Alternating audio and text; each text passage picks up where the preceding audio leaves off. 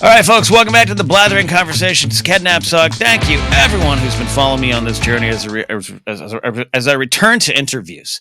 I stumbled over that because I don't want to highlight my laziness. It'd be much easier for me just to sit at home and play video games than making sure I sit down with really cool people. But I'm very proud of myself that we are now 5 weeks into me being back and interviewing folks, and we got a great one today.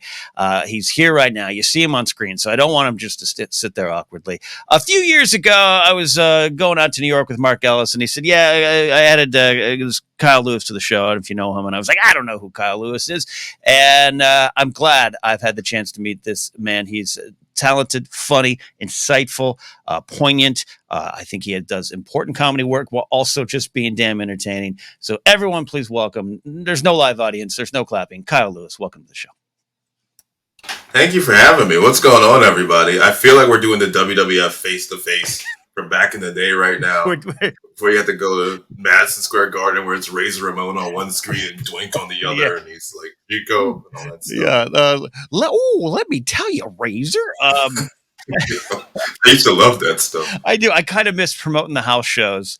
And you go to Poughkeepsie this week where you're going to see Tito Santana versus the Mountie. Did you get... Yeah.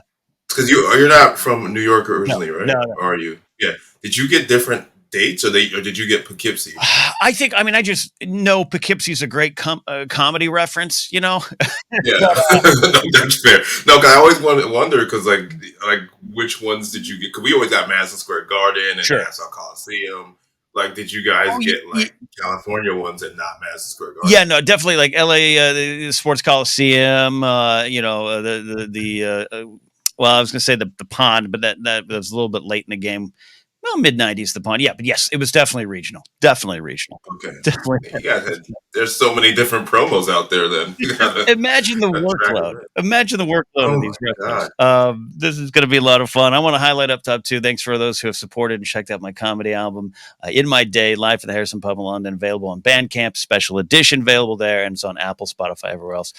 Thanks for the support. And a new endeavor is on its way. Some music. That's right. I co-wrote some songs with a band called the Moonagers that, well, we started. Me, Brian Tiller, Sean Arnold, got some songs on the way, coming out November 3rd, our first single. And it's weird to say, it's a fun little passion project. Put a lot of energy into it. So look for that. Link in description, all that good stuff down below. But Kyle, let's get into the business here. You went right where I wanted to start with you. I don't plan these interviews out, but wrestling and comedy, they seem to go hand in hand. I know a lot of wrestling fans who are comics. I know a lot of comedy fans who are wrestlers, and there's a lot of crossover. Where did all that begin for you? What came first in your life? The love of comedy, the love of wrestling? I would say the love of wrestling. The first thing I ever saw was WrestleMania 8, Hulk Hogan getting saved by the Ultimate Warrior. And Sid Justice, Papa Shango, that whole thing. Poor Papa Shango, by the way. Shango blowing his spot, yeah. Blowing his spot. If you look back at it, I think I watched like a What Culture video, and like you can see the look on his face where he's just like, "Oh, I know I fucked up." It's so funny. The absolute biggest moment of his career up until that point. I mean, he was great in Global as Soul Taker. I remember rooting for him there. So WrestleMania 8, which you know what? In terms of WrestleManias, I think that one's overlooked. I'm not going to call that underrated in the grand scheme of WrestleManias, but I have fond memories of that one. Flair and Macho. Yeah, they have some really big matches that stand out. There's Flair and Savage. Yep. There's Bret Piper. Depending on how you feel about Hogan and Sid and all that stuff, there's that one too. Yeah. Shawn Michaels it's like the coming out party for Shawn Michaels, Undertaker, and Bret Hart. So yeah, absolutely. Really cool. Taker and was it Taker and Jake that year? Or was that 7? No. Yeah. Yes. Taker and Jake, Michaels and Santana. Like it's good stuff. Yeah. That Piper. I'm a Bret Hart, Bulldog, Piper, Michaels too, but those are my 3 guys from that era that I looked up to then, and then look back and enjoy their work and their influences and other creative things I've done. Is that what part drew you into wrestling first? The promos, the comedy, the action, all of it above. Literally, this man running in underwear and tassels to the heaviest rock song I've ever heard in my life. because I don't know how I knew this as a kid, but before I even saw WWF, at least my first memory of WWF, WWE, I knew who Hulk Hogan and the Ultimate Warrior were. I don't know why I knew who they were, but I knew who they were. And then my brother, we were watching it. Let's just say through dishonorable means, we were able to watch the show. But I was like, I was a kid running around all that stuff. Yeah. And then he called me into the room. He was like, "You're jumping Hulk Hogan." And I don't know who these two guys are. And then Bobby Heenan says the iconic line, "He doesn't have a friend left." And then you hear the Ultimate Warrior, dun, dun, dun, dun, dun, dun, and he makes that long sprint. The longest sprint. It's yeah. For the non wrestling fans, it's like the Avengers Assemble scene in Endgame.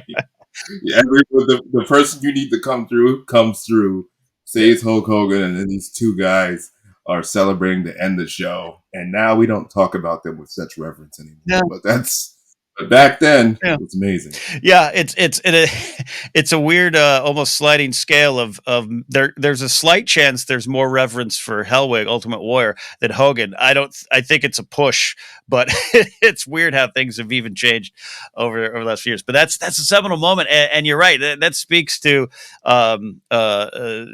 putting the real people aside for a second, just the character of the Ultimate Warrior. Derided, I get it. He wasn't the best wrestler, but that was part of the appeal. He was larger than life. That's what Vince wanted. He was very larger than life, and that's when he was smaller. I never saw the bigger Warrior. I only saw that guy. Yeah. So when people are like, "He's smaller, he's a different guy," I was like, "What are you talking about? That's the only Warrior I know." Oh, you see, yeah. Did you feel the full impact of the Ultimate Warrior is dead and this is a new guy? I didn't feel it then. I did have years later when I was working at a different job. My boss at the time tried to tell me that there were two Warriors and that there was like a different Kane. And as a wrestling fan, you hear this like a million times. I'm like, it's not true. And he got mad at me. He was like, "There's two Warriors. I saw it." I was like, "Okay, I'll go get the boxes." I'm like, "Okay, fine." It's like it's two Ultimate Warriors. A fight I had in the summer of 1999 with one of my coworkers was telling me about the documentary called Blair Witch coming out. And I was like, it's not real, man. It's a movie. And he's like, no. People forget the cultural impact of that movie. It was a legit argument this guy was having with me. So, Warrior. I love when people get worked, like just get worked about things, and they think they're, especially when they're like wrestling's fake, and then they get like worked over something that happens in UFC or the Blair Witch Project or something like that. And they think they're smarter than them. But no, everyone gets worked. I love getting worked. Why would I not want to? I miss it in a way. This is leaping a few steps. I want to transition into comedy down the line here, but this is what I love doing, just blathering my way through these conversations. Wrestling now, and you are still an active fan. I'm a classic fan, meaning I pay attention with the socials. I follow a lot of wrestlers. I don't sit down and watch it as much as I used to, but I love it as an art form. I really do think it is an art form of storytelling. But I am mixed on how people look at it. There's a news side to it, a legit, not the dirt sheet kind of approach that's been, dominant in the industry for 40, 50 years and beyond. But like, it's legit. But then I almost feel like every surprise, like I would want to be worked. And it's hard. You can still do it, but I'd almost want to be worked. Yeah, no, I feel the same way. I think a lot of the, there's so much people on the internet now, and it's all about getting that buzz. Yeah. Using Jade Cargill as one of the latest examples. Yeah. WWE wanted you to know that ESPN's reporting Jade Cargill, and this reports Jade Cargill rather than her just showing up. Yeah. Her just showing up would be really cool. But and they were able to pull that off maybe a couple weeks before with The Rock. The Rock made a surprise appearance on SmackDown, and we didn't know what was going to happen. I went to go get dinner, and then I came back, and I'm like, it's the first 10 minutes of SmackDown. Yeah. I'm like, I don't know what's going to happen. The bloodline, blah blah blah. I was turning on. I'm like, what the fuck's The Rock doing in the middle of the ring? Yeah, I'm trying to think the last time, again, I don't watch regularly, but last time I think I was legit like, whoa, it might have been the Hardys' return at WrestleMania. Oh, that was so good. It was so good. And I know that's always the case. And I get the business side of it, exactly what you're describing. Like ESPN covering it in any way, shape, or form. And I know that level of coverage has changed over the years. But that's crazy to go back to a kid in the 80s and go, imagine Chris Berman covering WrestleMania. That would never happen. You cover the the fact that they got in trouble or something. I forgot they got in trouble. WrestleMania 7 had to move Yeah, venues. yeah. The Sergeant Slaughter character was a problem. Yeah, yeah. It's wild The times. first time I saw wrestling really covered as actual news was the Vince McMahon trial in the early. See, that's what Yeah, happens. That's my favorite thing about Dark Side of the Ring, by the way, yep. because it's always just like Vince McMahon did this, that, and then they go on to other people, and then it's like The Simpsons. They're like, and we'll have plenty more on Vince McMahon. And Vince is like, God damn it, leave me alone. Do you? Yeah. Do this spills over a little bit into comedy down the line.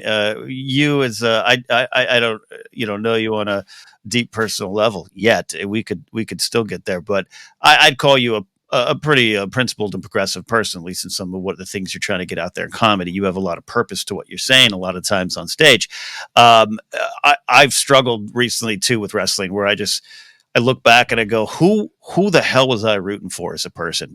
Can he separate art from the Ultimate Warrior? I try to, but you can't. Do you struggle with that at all on any level? Yes, all the time with with that, with music, with everything. Yeah. I wish I could be one of those people who are just like art from the artist and just live my life. I'm almost envious of them. Yeah. I at certain moments stick out, like Hulk Hogan. I cannot stand Mm-hmm.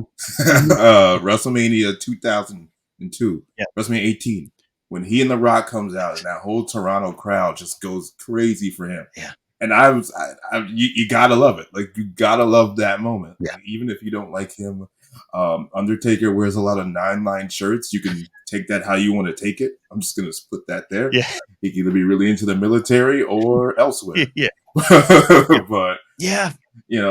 I still cheer him. Like it's hard to like not enjoy the Undertaker. So I guess it's really case by case. It's hard. It's just hard. Yeah. It spills over into real life too. As I've had a lot of my friendships affected over the years, as things have changed dramatically. As I've changed, I was a small town conservative white kid from the suburbs, and I don't. I'm far from that. I'm still a white kid from the suburbs, but I'm far from it, and I've struggled with it, and it's hard to separate. Yeah. There's moments I can't take the joy of Hogan at WrestleMania 9 challenging you, because I can't take that and put that on the shelf.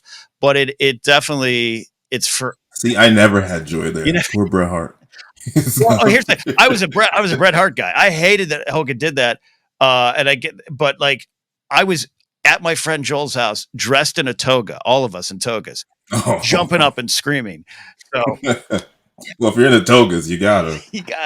Yeah. And I don't mean to get so serious over that. I want to get back to some of the fun of wrestling, but it's just I was actually watching one of your bits on Instagram. You have the great story of Hogan and racism, and just how a Hogan match. Imagine that the power of the Hogan comeback in the black community, and it's a powerful, poignant bit, but it's also just hilarious about the Hogan of it all too. So yes, if we can survive a 20-minute beating, then if we can event minute 21, the power of Hulkamania. He starts shaking and he gets the fist. I think that would be perfect for us if it was plausible. If he doesn't want to give us the money that he's made. Or, maybe it's just a match we don't need to book in society too. That's the thing too. Oh yeah, I mean that would be even better. Right? But I don't think that's how they. Not how the world's going. Yeah. It's just been same with Vince. Like I look, and I'm okay with some of the complications. I don't know what you feel on that. Like I think Vince McMahon is a genius who took one of the biggest risks in the world, pop culture, business wise, and look where we are because of that. He destroyed the territories because I think he needed to, and I also contend Vern Gagne would have destroyed the territories. The Von Erichs would have destroyed that. Anyone would have done it if they had the chance. He just did it. I don't take that away from him, but especially the last couple of years, and then that mustache, I am forever have separated the man from the myth, Yeah, I think there's certain things you can acknowledge that are like, this happened. I still appreciate that this happened. Sometimes I even feel joy that this happened, but this person is also not great. Like using music as an example, especially thanks to wrestling, there are some Marilyn Manson songs like "The Beautiful People," the fight song that the WWF drilled into your brain. Yeah, and I'm like, these songs are so awesome. The human being, ooh, yeah, and y'all can look that up. I'm not trying to slander him, just ooh. So I can hear the beautiful people and still vibe for a little bit, but I also know like I'm not gonna go out and buy a new album. I'm not gonna follow him on social media. Yeah. and just kind of a memory now.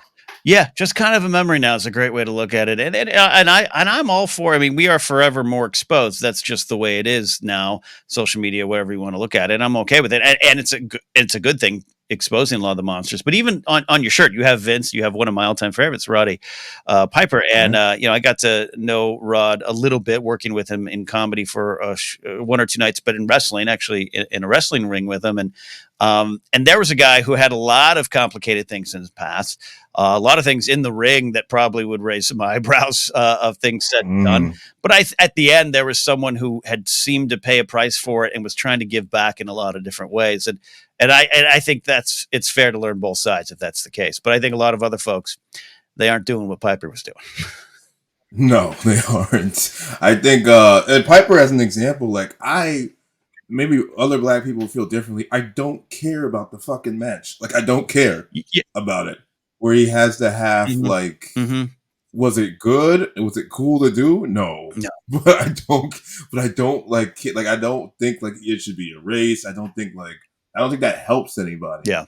It just removes some of these things. And not just Piper. I remember when a few years ago when people were trying to figure out what to do about Black Lives Matter, they were taking out so many episodes of just things where there's a racial joke, and some of these jokes were terrible. Mm. Mm. Yeah, cut the episode cut the scene if you need to, but they're Right. cutting out entire episodes, trying to act like it doesn't exist. Like I don't think that's how you do it. Personally, I don't think that helps. And your perspective on this is way more valuable than mine. But yeah, there's something to not just hey, it was the times, but I think you need to analyze the times. Then why was that? And this is there, and it's going to stand out. And comedy changes and everything, but comedy, the war on comedy is a false flag operation. Anyways, there's never been a war on comedy. There's just people who don't want to adjust and change, who feel as though they're being attacked.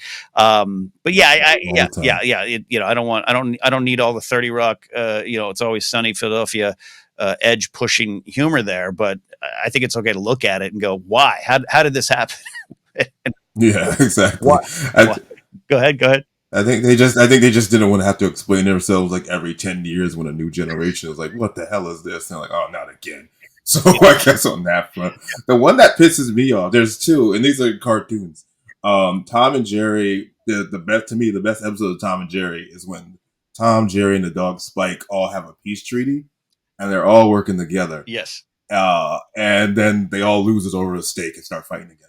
But there's one scene where a car goes by and oil splashes on them, and they have blackface for whatever reason. They got the music done. No. Unnecessary. Can easily be cut. Instead, they cut the entire episode from like you can't find it. I'm just Right. like, no, just cut the scene. It's not that hard. I could do it on my phone if you really need that to happen. Yeah. I mean, But if we're cutting, a 2 second lesbian kiss from Rise of Skywalker for the China market, I think we can, cut something, a scene from the past easily. Exactly. Mm-hmm. But no, they just take that out completely. Another cartoon, this one was called Magical Maestro. Tax Savory, I believe, made it. And you might have seen it. It's this dog who was like performing opera, and another dog has like a magic wand that makes them do like different things. No. And it's they attack everybody. They attack Asia.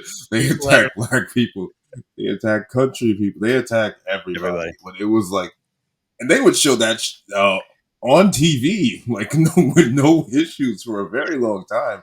And now you can only find it in fragments on YouTube.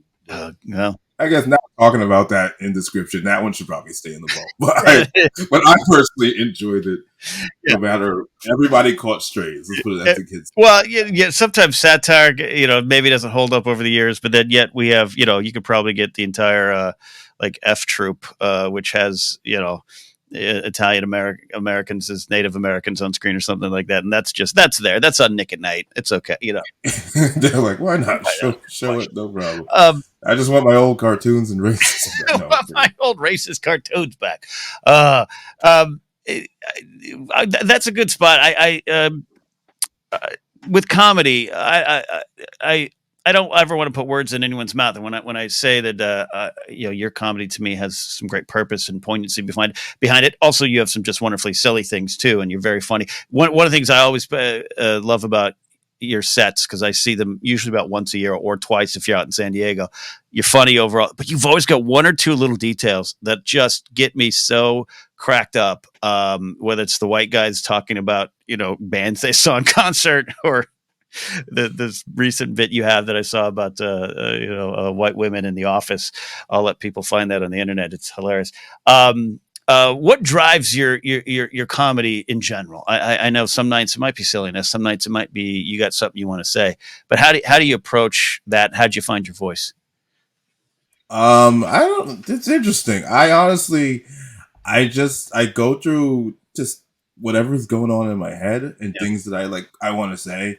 Especially like when I first started, I was a lot of like I was just trying to date a lot. So everything was dating is crazy, Tinder's crazy. right. Swipe, This is the date I went yeah. on. That yeah, swiping and all that other Swiping's stuff. hard, you see. Yeah. I remember even the first time I did an open mic, someone did a Tinder joke, and I was like, "Oh no, what am I gonna do?" Like, I'm not realizing that hey, this is gonna be the fifth Tinder joke they heard today. Across the board. Yeah, yeah. but I yeah, had an eHarmony joke I gave up about 2007. Yeah, I'm way different. you eventually stop it. But then I started like, I was just like, I kind of got tired of talking about that, and I was just trying to think of just other Mhm. topics and things just kind of going on in my life. And I'm a nerdy guy, so I never shy away from that. And if I can make that more universal, like I'm not gonna break down the intricacies of an episode of Dragon Ball with you, but Yeah. if I can make like a a joke that everyone can get, or like Superman being black, Mm. if everyone can get, I'll do that. And more recently, I was talking now, not recent anymore, but the just the incidents with Black Lives Matter and everything going on, and the responses that I was getting from people, Mm. like as sad as everything was going on, it's kind of funny that like my fifth grade bully is like, "Hey man, I'm real sorry about everything," and I just want to help back. Yeah. You're just like, "No, you what? Like you don't have to tell me this or like apologize for saying the N word. Like I don't." Okay, like I got a lot of weird messages from people, and I was just like, some of these are Yeah. hilarious I don't want. because you're awkward, and I'm watching racist cartoons, and you're just Yeah. coming to me. I don't want to hear. I don't want to hear from you anymore. Let me live my my life. That's good. Yeah, so it just kind of so things like that drive me. I just want to be. It sounds generic. I just want to be fun and funny. I just want you to enjoy yourself. Yeah, well, then that to me, in a roundabout way, again, not to put words in your mouth or answer for you, the fun and funny, the truth that comes out of your experiences, whether or not it's super intentional, like you're like, all right, tonight I've got to write this joke about what's going on with me in the Black Lives Matter movement. Here it comes. It just comes from your life, but then that speaks to a great confidence you found as a comic and as a voice on stage. I think. Was that Thank was you. that a struggle at all early on? Speaking from my own experience in stand up, in and out for 20 years now, and I'm only recently just realizing here's who I want to be and here's who I think I am on stage. It took me a long time, and we all have our own journeys. Were you lost? The Tinder moments? Were you lost? Was it just you trying to? I got to do what I think a comic does, and did it eventually click in, or was there a magic moment? No, I think I was lost. I think right because I started with a comedy class, and the comedy class Mm. teaches you to like not suck for 5 minutes. That's what I Yeah. tell everyone. Like because a lot of people want to go up and they'll just talk and start. They're done and like if I burp, I'm sorry because I was trying to get water before I started and I couldn't, and I got Pepsi. So now I'm just gonna. It's probably just gonna keep It's all happening. right. but This is but a raw and truthful, confident show now. exactly, you're gonna get a lot of Barney Gumble burps for a second. But yeah, I it teaches you how to not suck, and after a few years, you just kind of feel stuck about like what do you want to say. Even though I do love the nerd stuff, some people look at me as just a nerd comic, and I'm like, Oh, that's really? not true at all. Yeah, they're like, or a wrestling comic because you got the wrestling jokes, so like you do only nerdy things. I'm like, I mentioned Superman, who's a universal human being, not human being, but a universal character. I'm not Yeah, talking about the deleted scenes on stage. Like, yeah. so like like right now, I'm trying to not officially push away from that, but maybe Mm.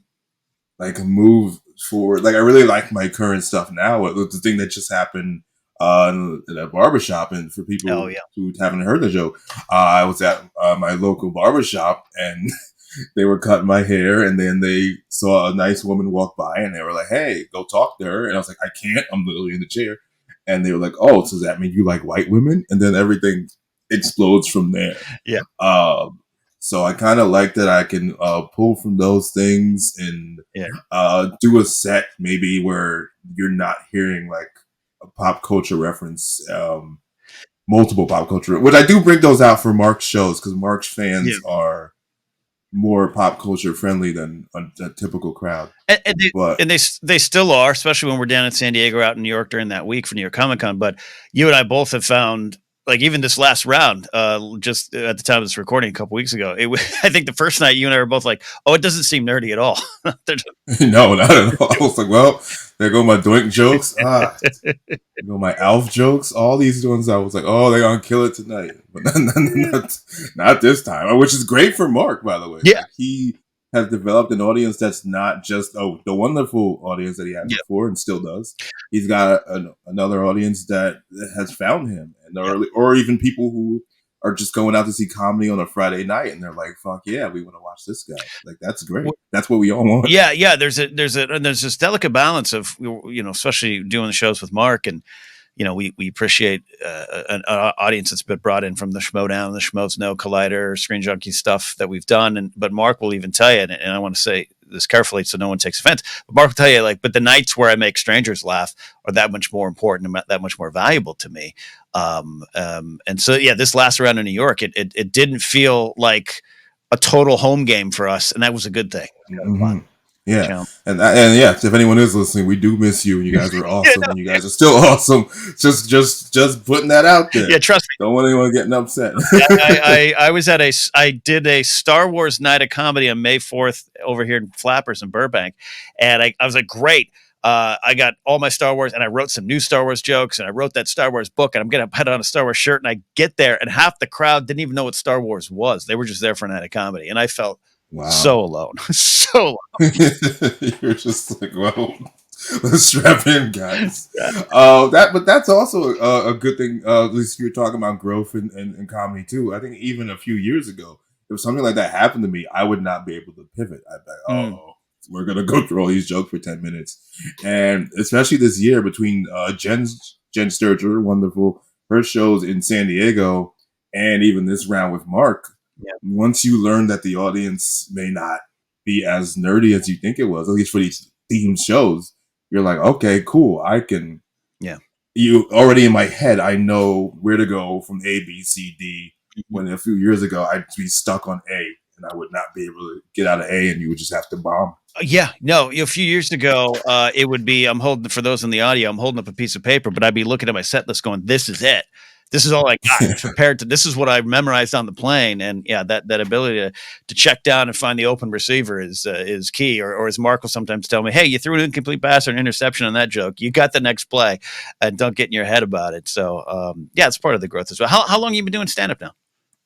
9 years, which feels unreal, but it's been 9 years. I did start in 2014. I started with an improv class first, and there were a lot of stand-ups in that class. Yeah, I didn't finish. I didn't continue improv because the second improv class was like the guy was a level 1 instructor, but he treated it like level 5, and he also looked like George Jetson, so I didn't take him seriously. But I swear I watch more than cartoons. I keep throwing out these are some great deep cut rap. Well, George Jetson deep cut, but I don't know, maybe for younger generations. For younger, like the reason I was a kid, I was a cable kid, and when you get cable and Cartoon Network's brand new, that's all you watch. And I was just a cable kid that watched so much Cartoon Network as a child, and Nickelodeon. So that's why that's why I know who Huckleberry Hound is. There was nothing else on Cartoon Network at the time. There was no Toonami. There was none of that stuff. There was all their old Hanna-Barbera cartoons from the 60s. So I know that. God, that makes even more sense because I wasn't. Yeah, with the moment you mentioned Tom and Jerry up top, I was like, "That wow, I haven't thought about Tom and Jerry in years." But it's part of your, it's part of your soul. Yeah, that's all they would show. But no, I super tangent. So the guy, he was a very strict level 1 guy, acting like a level 5 guy. Like if you zip zap zop Yes. and you zop instead of zipped, he'd be like, "It's zop!" Like he would get mad at you. He was that. I tell this bit, and it's not just terrible, but it was almost like this.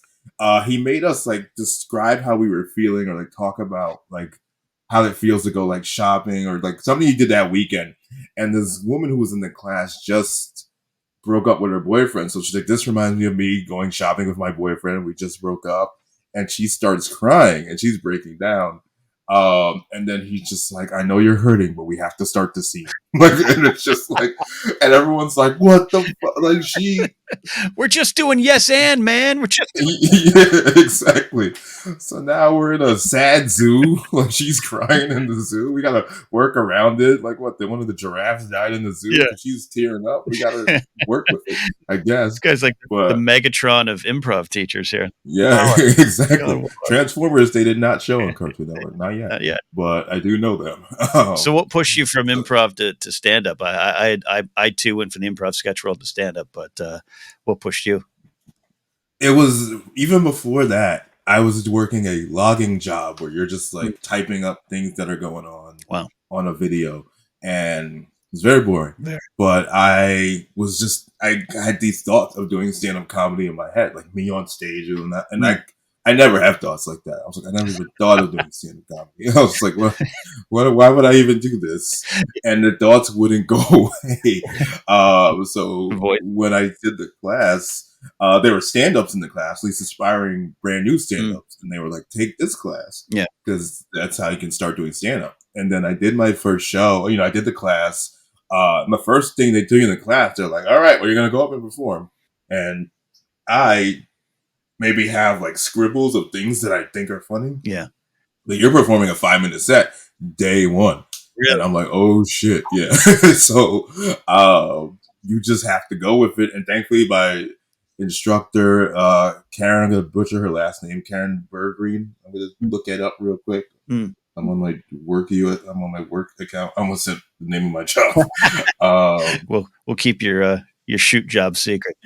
Yeah. Okay. My phone's not working. Well, Karen Bergreen, I believe, Yeah. is how you say the last name. Okay. Yep. Karen Bergreen. So make sure I got it right. She was a wonderful instructor and still is a great comic, and she worked with all of us. I mean, us all seem better than we are. Yeah. But it stuck with it. It stuck with me. It stuck with a couple other people who are still doing it 9 years later. And I'm very happy I had those thoughts, because who knows where I would be if I did it. That's great. Yeah, without those thoughts, you'd still be stuffing data into charts. It seems documenting. Yeah, exactly. On I mean, I might have a little more money, but it's okay. I didn't take a stand-up class. I did the other improv and everything came with the groundlings and all that stuff. But I sometimes wish I did. I think stand-up classes, comedy classes can be, I don't know, there could be a stigma. There's definitely some bad teachers out there. Definitely people like anything, not a shock, but like, I think sometimes people look down on them. You're not teaching someone to be funny. You're already hearing the voices in your head, but it is, I think it's a structure builder that I sometimes think I miss in my performances. Yeah, that's exactly what it was. It felt like a structure builder. You had a set and you worked through those sets for like 6 weeks. And then you also had the booker being like, "You don't have enough people." Yeah. Which was very scary to deal with. But that's what the class does. It teaches you, if you have a bunch of jokes where you're like, "All right, well, I went on a date, and then I had a pie, and then I had a sandwich, and I also went on the bus," and then you're just like, it doesn't make any sense. Yeah. They tell you like, "All right, well, maybe it's the pie. You dropped the pie on the girl during the date. That's why you have to take the bus." And they teach you how to form that story. And that's what I really liked about it. Yeah. No, that's great. That's that kind of thing. And how to just, punch, set up, punchline, all that. Yeah, I get that. But like, yeah, how to approach it. And then just one of my old friends who is still doing comedy. We don't really communicate much anymore because the lockdown turned him into an alt-right Nazi, but maybe I know that. uncovered what was already there is the right way to say that versus turned into. But he was a good comedy coach for a long time. And I would hear some of his lessons, and there was a lot of like, well, who are you? You're a mother, you're a niece, you're a this, you're a that, you're a office manager. What are you? And that's where a lot of humor comes from too. And I go back to those kind of basics when I'm struggling or looking for something new. Because No, I can feel that too because that's something I'm like because I'm getting older and I'm in my 30s, later 30s, getting there. Sorry if that sounds right. weird, but like my one of my best friends now has a kid. A lot of my other really good friends have kids. They're in that mode right now, and I'm like still watching Dragon Ball. I need to like so I'm like where do I go? How do I talk about this? Yeah. How do I focus that? I did have a joke. I did get a joke out of it about unsolicited baby photos because I was getting that from one of my friends who was so happy to be a parent, and I'm happy for them. Yeah. But like, don't send me your kid in spaghetti at 10 p.m. unprompted. I didn't ask for this. Yeah. Like, don't send me this photo of your child in the tub. Like, first of all, I don't need that on my phone any capacity. Yeah. Yeah. But like, please tell me it's happening. Please. Like, how's your kid doing? He's doing great. Here you go. It would just be me watching TV, and then I get a text, and there's a baby in a tub. I'm like, don't. Okay, please don't do that without telling me this is coming. Yeah. Please put the description on there that yeah, exactly. Put the alt text. Let me know what's like. You don't know where I'm gonna be right now, and then I got to explain. Yeah. I have this baby. This makes me think of those normal, quote unquote, normal things, which are perfectly acceptable for those that want them and seek them out and have them. But do you the marriage kid's house? This isn't. I don't need to know all your details on this, but it seems like you're happy. The struggles are always real for us comics and anyone as an artist trying to put stuff out there. But it seems like you like your position. You like this path, whether or not the end is clear. You like what you're on. Yeah. Yeah, I like what I'm on, and I think that's kind of a reason why I'm single right now. I Well, not that you can't have a nice girl. Yeah, I got to swipe. I got to swipe and come up with these dates and fuck white women in the office apparently. But I'm not even cool enough to do that if that wasn't possible. I would be so nervous that a camera would be on. I would not be able to perform. I know myself. I'd be like, oh god, the camera's on. Yeah. Security guard's gonna walk by. Like I know my brain. Like it would just be. Look, man, I did 17 years in the public safety business, 12 years as a security director. I can tell you, if you think people aren't watching in a mall parking lot, they're watching. See? They're watching. And I'm not an exhibitionist. That does not get me off. Yeah, that might be the thing, but yeah. Yeah, not mine. But fine. What was I saying? I asked you the big. Yeah. Mercy, look at me avoiding it. Yeah. No, of course one day, Sure. children. My thing on children right now is I would like some. Obviously someday. Yeah. But maybe it's just the world and the things I see in the world. Like I'm scared to bring a fucking child in. Yeah. Not that schools and guns and all this other fucking craziness. Yeah. I'm genuinely like would be afraid to do that. Like, I mean, trust me, I'm not even there yet. There's nobody in my DMs who's like, let's make babies. And maybe if that actually happened, my brain would be different. I'd be more ready. But just the thought of it right now, I'm just like, I'm scared for them. I don't want that. That's not what I'm thinking about. You're not hearing those voices. You're still hearing the comedy. No, yeah. I'm still hearing the comedy voices. Exactly. The voices were babies. That's my grandmother being like, make babies. Grandkid. That's not me. I'm just like, oh man, I gotta find that Tom and Jerry episode. Why do they in the brain? Have you always been East Coast? Tweeting Turner. Yeah. Always been East Coast. Did college in Connecticut, which was interesting for a bit. Yeah. It was almost like pre-gentrification because like it was Hartford and part of it was really nice, and then the next part was like the wire, and you're like, what happened? I went down a block. And then I wanted to watch a Hartford Whalers game. Now I'm here. Yeah. Exactly. Now I don't have a car. How did this happen? It was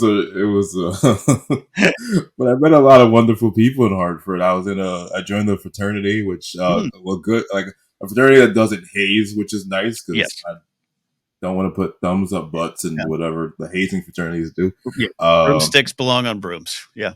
Yes, exactly. That should just be the motto of the non-hazing fraternity. That should be life. That's a life motto. I know exactly. I'm also going to pitch that next time I see them. Next meeting of the alumni.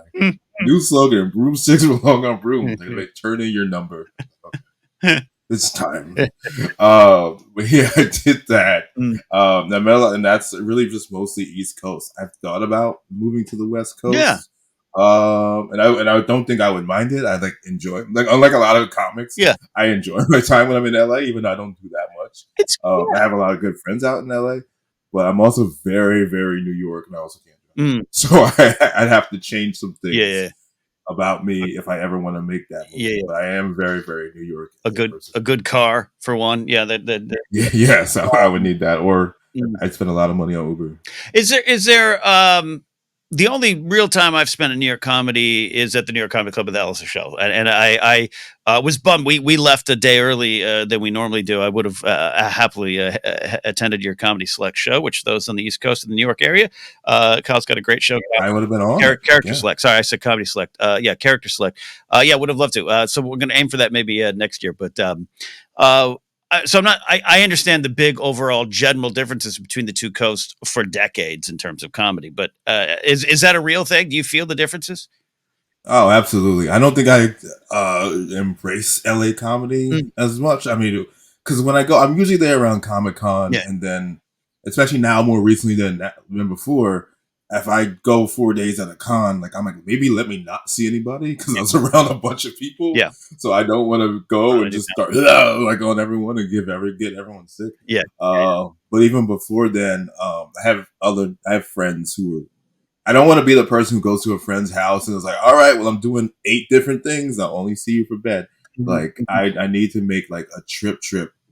Although when I have done comedy in LA, it has been nice. I know I've heard it's a little more scattered. Like Yeah, New York, a lot of people are very into doing like 3, 4, 5 mics even a night. mm, mm. Uh, I don't. That's a lot of That's a waiting. lot of So that's a lot of waiting yeah, for nothing. Unless you really have something you want to say and work on, yeah. then you can get in and out.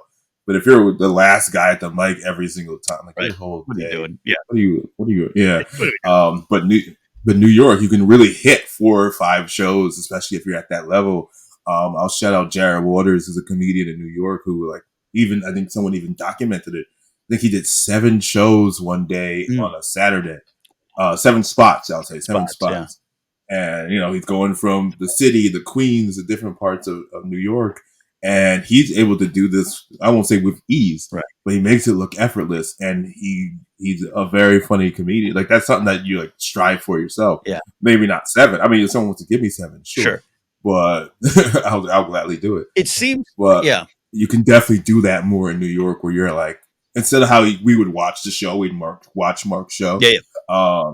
New York, it's like, all right, I did my spot. Now I'm going to go over to the stand and do that spot. I'm going to go over the just this random bar show and do that spot like that. You can do that a lot, very easily. It seems, yeah, and it seems when that happens out there, this is again from my perspective, which is a very sweeping general one. It seems more of a legit choice as a working comic.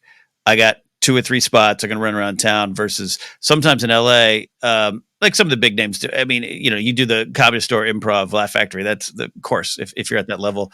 But there's some people that come running into Flappers in a YooHoo Room show where we got about 8 paid audience members, and they tell the booker, or the guy running the show, I need to go first. I got another set. It's like, you don't. It doesn't matter. It No, doesn't. no. I hear it all the time in New York. You have to, especially with the character Yeah. select show, I have to accommodate for that, and most of the time I think it works. Yeah. I think my wrestling fan brain helps me build my lineups too, because I'm like, Oh well, yeah. I want to make sure it starts this way and builds and builds and builds and builds, Yeah. and God forbid somebody bombs, which does happen, Yeah. sometimes, or someone doesn't hit as strong. I'm like, well, I know I have John Cena versus Undertaker after this. You know what I mean? If the Divas match didn't do well, and that's not a slight at the women comedians. Women comedians are great. Yeah. I just wanted to use the wrestling example Yes. Yeah. for that. Yeah. No, So, you're good. but sometimes that also messes with your plan, because a comic that you're like, all right, I'm going to this person headline. They're like, I have to go first because I have 4 more other spots, and you're like, shit. All right, so now we got to Juggle. play with it again, and thankfully, more times than not, it works out. I've booked and co-ran a wrestling company for years, and have been around comedy enough to know that they are pretty much the same worlds. And Yes. sometimes a wrestler will lock himself in the bathroom because he doesn't want to lose a match,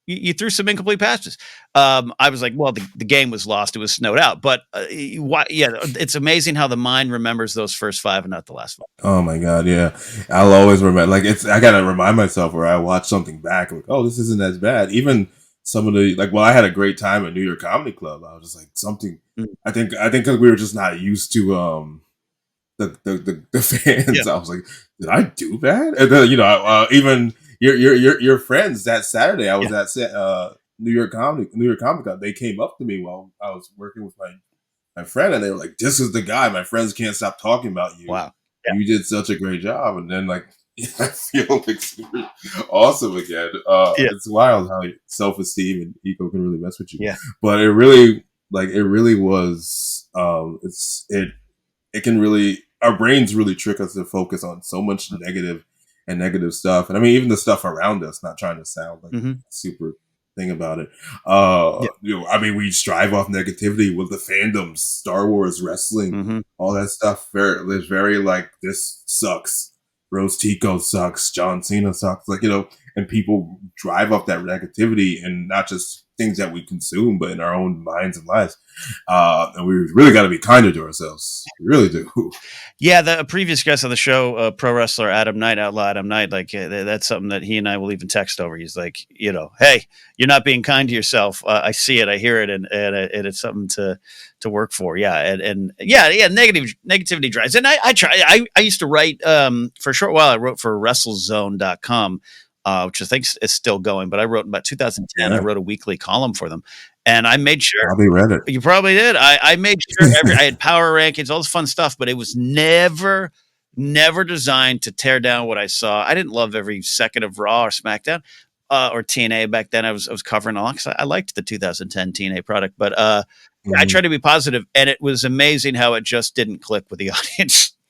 Yeah, no, people look for a place to bitch sometimes, especially the forums, or the comment section. So when you do get something, or you're able to make something that is positive, and you get like a big positive reaction, it feels even better. Because before my wrestling experience, before everything else later, was my brother and I. We made a site called 3-Man Booth. And the goal was to be the fun page.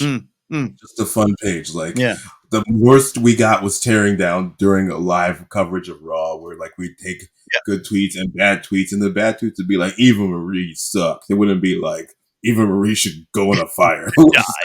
So all these other things. And we would make fun memes and like just kind of things like that. And we really enjoyed trying to bring that positive spin to pro wrestling and pro wrestling fans. And thankfully we had people who rocked with us for a few years until we took our break.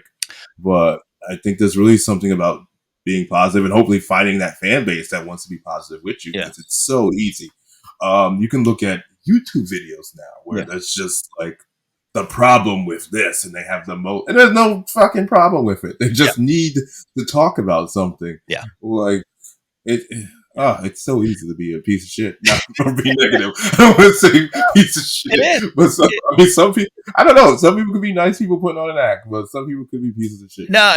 Look, man. My listeners, my followers know it. It's like there's two things I'm trying to work on in my life is, be positive about myself, be kind to myself, but also, show up for the people that show up for you. And that speaks to what you're saying about the audience, like 3-Man Booth, which I kind of vaguely think I recall seeing something about that out there in the wrestling world. So maybe our paths crossed unintentionally a few years ago. We were just met. See, we have the thoughts. You were thinking, I was thinking of you this whole time, just like the comedy talk they were in. Well, let's also not overlook the fact that we both have the same gray denim jacket.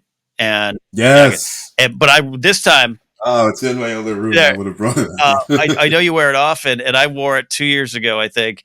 Got some great photos outside the club, but I didn't bring it this year because I was like, you know what? That is it in terms of pro wrestling. That's Kyle's gimmick, and I'm not stepping on his gimmick in this region. I'm not doing. Maybe I shouldn't bring it in LA. LA, I should wear a different jacket. No. It's all so we're not. No. I call. Look, I'm not in the most perfect shape. I call it the love handle jacket. It does a great job of making me look way slimmer than I am. So I love in New York this last time I had 2 new baseball tees the pink sleeve one, which was directly inspired by Christian in the picture with him and Edge and others. I literally saw that picture and was like, I'm going to order that. I'm going to track that down on the internet, and I did. That's awesome. I did not have a chance to work out and eat less as much as I liked. So my entire set in New York, I was just trying to hold my belt and just like, do I keep pulling my shirt down or not? I didn't feel comfortable. I missed my jacket, so I feel you. I'm so sorry. No, I am the same way right now. I gotta get into much better shape. I Yeah. just food is good. I live up the block from a Popeyes. That is hard. I mean, And a Dunkin' Donuts. Like they like hard. you live in a city. I don't know. I don't need to. We don't need to dox you where your address is or your borough. But you live in a city in a general giant metropolitan area that I go to intentionally eat bad in. I don't know how you do it. I mean, when I go to LA, like I mean, I don't know how you feel about In and Out versus other places, but It I go. My friend loves In and Out. I love In and Out. I don't. My hot take A is I'm burger's a burger. I don't. burger's I a don't. burger. Like, My hot yeah. take is I'm not a huge In-N-Out fan. However, if you put it in my hand, I'm going to eat it. Yeah, it's wonderful. We get it with the animal style, the fries, like everything. He knows what to do. We may have a little bit of things that used to be legal. I mean, that are legal in LA and now are legal everywhere Yes, else. yes. And it's like the best fucking sandwich I had. God bless. Maybe if I was there every day, I Yeah. would not like it as much. But I mean, that's you. I feel like that's every vacation spot, though. Sorry to cut you off. No, Like, you're absolutely right. you don't go to Italy for salad, you go to eat and have a good time and Yeah. eat No, the best food. they years ago when Chipotle was just like they had like 3 locations in LA, and I would have to drive like almost half hour to get to the nearest one, and I would tell friends about it. There's this place called Chipotle. Oh, and then they literally popped up everywhere. McDonald's, of course, was behind them. And at my work location, they put one, and I kept telling everyone, when that opens up, I'm eating there every day. I ate there once in like 5 years. Oh, what stopped it? It was just like it's too much. I went there once, and I was like, I've looked out to the world, and there's nothing more I can conquer here. I've had it. We're good. You're sitting there like Thanos, sitting there at the end of looking at a Infinity War. overstuffed, not enough meat burrito going, I'm good. That's my favorite thing about at least this is the different movie, Endgame, that like they beat him up while he was cooking. Like that's the funniest fucking thing. Just a man. That he's just like, oh hey guys, good. Oh god, he's in his apron. It's so funny. It's that and Viggo Mortensen fighting naked in Eastern Promises. Those are the 2 most vulnerable fight scenes in cinema. Yeah, it's so vulnerable. I thought you were going to talk about the broken toe, which is like a fact that every man knows and has to tell everybody every 5 minutes. Do you know? Yeah, I think and there's also that with wrestling too. In the time we have remaining, there's 2 big areas of what I want to close with some wrestling talk. I know you know it well, but some final stuff about comedy and where you at with it right now. And I mentioned earlier, like this thought of the war on comedy and in these woke times with cancel culture run amok and I'm okay with boundaries being pushed. I'm okay with if you have thoughts and things to say. I think comedy and comedy clubs should be a place of expression, and I'm never there, but without a doubt, and New York is full of a lot of them, as is LA. There's a lot of comics I think that are just up there to hurt, whether intentional or not. You are not one of those, and you say some pretty truthful, direct things. I don't want to pin you down. I don't want to call out any colleagues. I'm not into that too. We're all on our own journey. But how do you approach that? How do you think that all that's going on right now? And is comedy safe for you, Kyle? In New York at least. I'm not gonna maybe do comedy in Alabama and be like, "Hey guys, Black Lives Matter." No, I'm kidding. I don't know. I don't know how. Maybe the people in Alabama will rock with it. Some of them, but I think one of the early lessons I learned this in the improv class actually, was that like comedy, people can tell when it's from a place of hate. When you're on stage or when you're performing something, you can tell when it's from a place of hate. Usually, might have changed now in the past 10 years, but they can tell. And like, just that was one of the lessons I always took with me, to try to never have it come from a place of hate and to just make sure it's funny. There's definitely some jokes. It's you'll see a comedy special and the comic may push boundaries, but it's funny. It's not like offensive funny. It's like funny. And then there are other ones where you see where you're just like, okay, They just want to hate on a particular group of people, and you can tell that from what's being said, or they're doubling down on the social media outrage, Yeah. which I do feel is a thing. Yeah. A quick tangent on that. I feel like now with the comedy specials, they're just people on social media ready to rip the Yeah. entire thing apart and review it like it's a A24 film. It's not. It's a comedy. Yeah. It's a comedy special. It's supposed to be a comedy special. It's supposed to be treated like one. Yeah. But I think some people, and not just with comedy, but with everything, just kind of live again about the negativity. Live for that stuff. Mm-hmm. But for me, is it safe? I want to say right now, yes. I try not to. I'll make jokes. I'll try not to really, again, hurt anybody. Yeah. Is never my goal. I think it's funny. It's certain parts of also what I consider safe. Maybe certain parts of Brooklyn. Brooklyn's a weird place to do comedy. Really? Might not. I think some of the more liberal places. Well, I again don't try and go hard with my boundaries. Yeah. They tighten up over things that you'd be surprised that they tighten up over. So I just think I think it's safe. I'll just say I think it's safe for me. Yeah. No, I agree with you in a major way. But also, I really thought that's a real insightful point of audiences can tell when it's from a point of hate, or at least you hope they can tell. Because a lot of those hateful comics and podcasters certainly have a lot of fans. Oh yeah, but that might speak to what's going on in their hearts too. Yeah, and I think my biggest gripe with it right now is, yeah, like I said, I have some things. I have some things, old jokes, never done from a place of hate, but I don't use them anymore. Just the topic, the approach, the perspective is not needed. I've changed my view on what my comedy is about. But yeah, I don't know.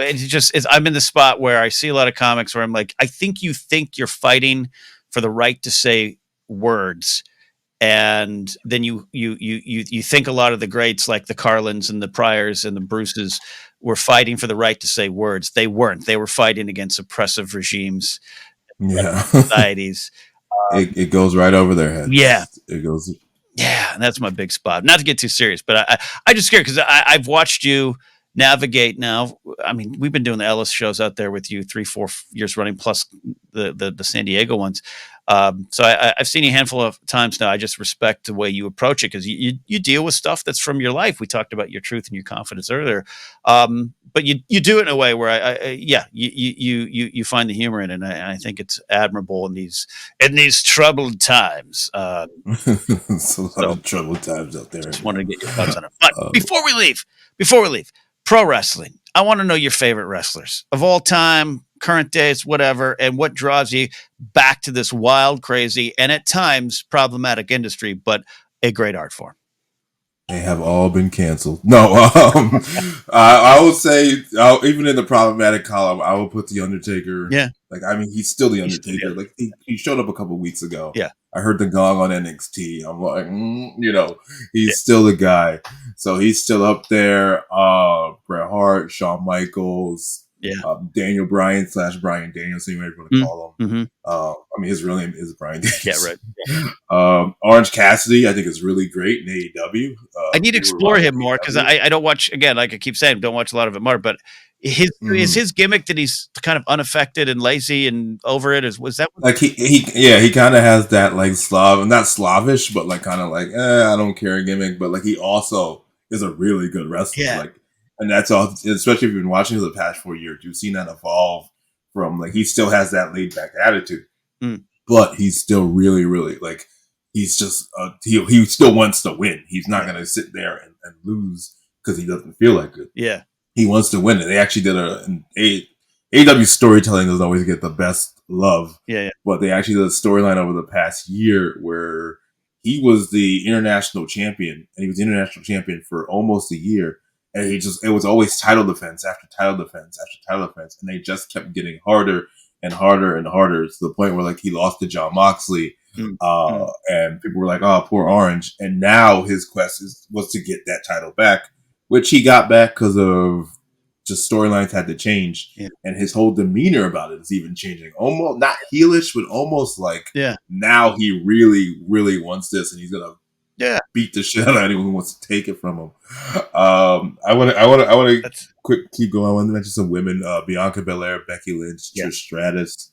Uh, I don't have as much time to even watch this stuff, Yeah. but Stardom, Mm-hmm. Nina Shirakawa is like this Japanese woman who like I'm enamored with, Yeah. not just because she's beautiful, but she's kind of like a diva, like almost like a throwback to the diva era. Yeah. It's like she used to be an idol, a Japanese idol, Oh, wow. and she kind of like, or like a model, I think, and she became a wrestler. And she does this entrance where she does the whole choreography number, Mm. which I'm like, while a fake version of Danze Kunduro, no, that song plays, which is funny to me. I really like her. And one more Joshi Japanese person, Maki Ito. I don't know if you ever seen I that, haven't, no. where she was a fired idol, and she legit comes out and sings her song before her match. And she does a lot of hardcore matches and like speaks Oh, in wow. broken English, where she's like, "Fuck you, motherfucker," and things like that. I'll have to send you some clips. Please. But I can go on and on. And No, on it's great. No, about these wrestlers. you're steeped in it, and no, some great names. Bret Hart, Michaels were transformative for me. Where it's like, I remember looking at them as the small guys, right? The IC guys, and to watch the business change because it had to. Yeah, I think Undertaker, and I don't need to sit down and talk about his voting record with him, but I have more problem with Kane, Glenn Jacob right now. Oh my god, yeah, I don't even want to get into that. That's a whole nother hour.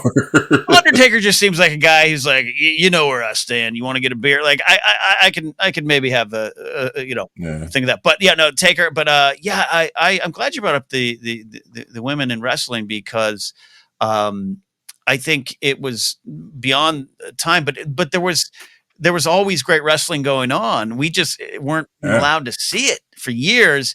I'm a big fan of it, and Trish Stratus is who she is, but she morphed into just an amazing character, and her comeback is on a Hall of Fame level, on par with Rock's comeback, on par. And I'm glad you brought it up. I think it's important. No, I agree with all of that. And she's still, I mean, up even to this year, some fans may not have loved everything about it. She came back and she wrestled she was almost like a full-time schedule. Right. Which is a testament also to some of these wrestlers like Trish Stratus, Edge, Christian, who are still doing this now. Right. And people aren't like still, like when you watch, like, sorry to say his name, Hacksaw Jim Duggan at a gym, or Tito Santana at a local match.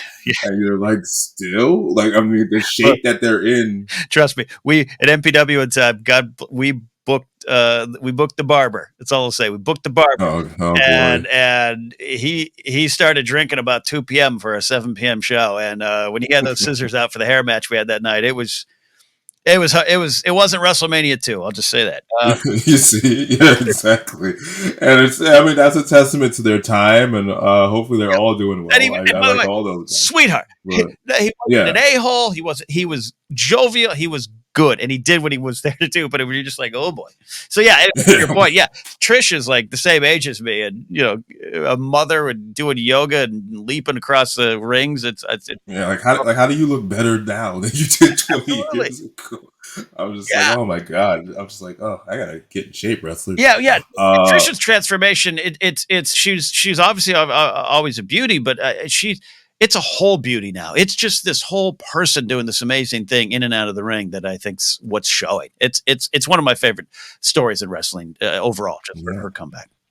No, I agree. Again, I could name a million people: Asuka, Lita, The Rock. I could go on. I'm not gonna.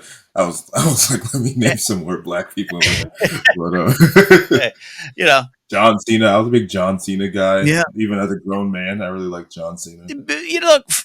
Big match John, man. 5-star John. I'm telling you, I am a Punk fan to a point. I think him too. I think he is spectacular, and I think his heart and intentions and point of view of the world are in the right spots. He carries a lot of things going on inside that brain, and I think not all of them are make his actions justified. But beyond that, that Chicago match, what was that? 2011. Oh my god! Yeah, it was the most amazing things to experience, and that is Punk, but that was John Cena carrying a lot of that and knowing what role to play. I think he is absolutely a legend. That one and the Rob Van Dam. I was at the Rob Van Dam John Cena match. Really? One night stand.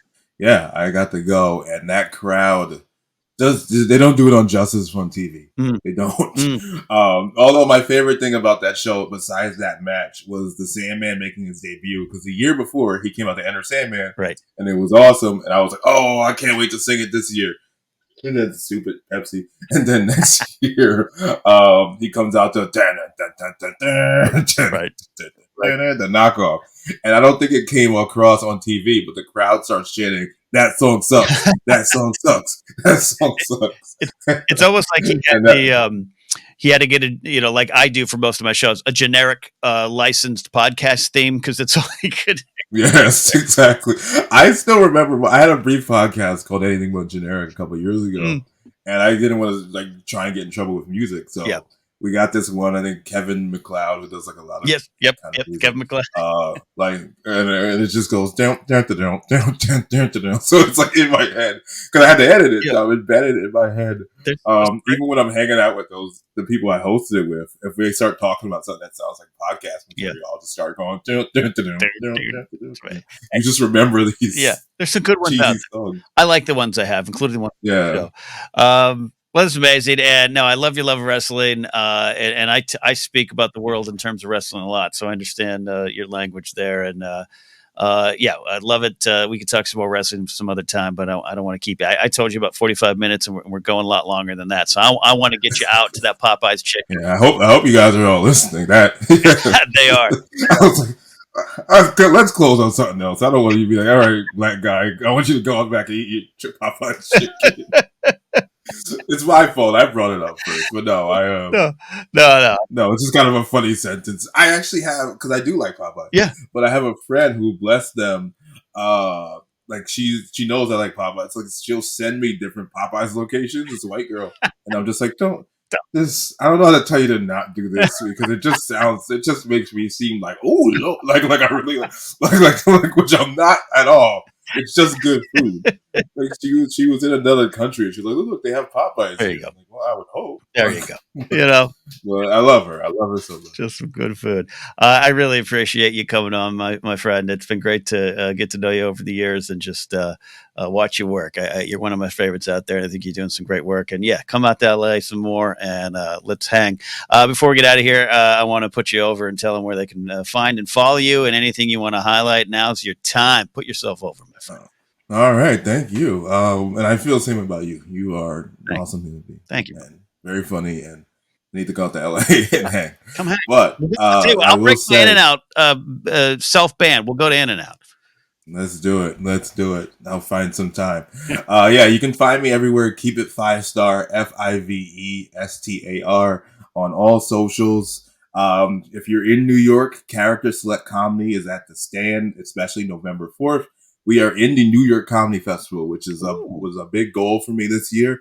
And I'm very happy to be in the festival. So we have a big show planned. So please come to this show. Tickets are available at the Stand and my Instagram website. I mean, on the Instagram links. Would love to see you guys there. If you're a fan of the show, tell me that you heard the podcast. Yeah. And do all that. But no, it's going to be a great show. And if not, then we're there every month. So yeah. Until they say no. Hopefully they won't. I'm very happy to be there. No, great stuff. Yeah, if you're listening, check them out and tell them Ken sent you. Yeah, head on down to Kyle's show. Tell him Ken sent you. I appreciate it. For those listening and supporting on Patreon, thank you very much. You get this episode early and ad free. If you want to consider supporting, go to patreon.com/Ken Napzok. Of course, my special in my day is out, available on Bandcamp. That's the special edition of the album. And then coming soon, that's right, I co-wrote some songs with some two wonderful musicians. That's right, I'm getting into the rock and roll game. The band The Moon Agers. We've got our first single coming out November 3rd, available on Bandcamp and all the other spots as well. That's it, folks. We'll see you soon. Bye.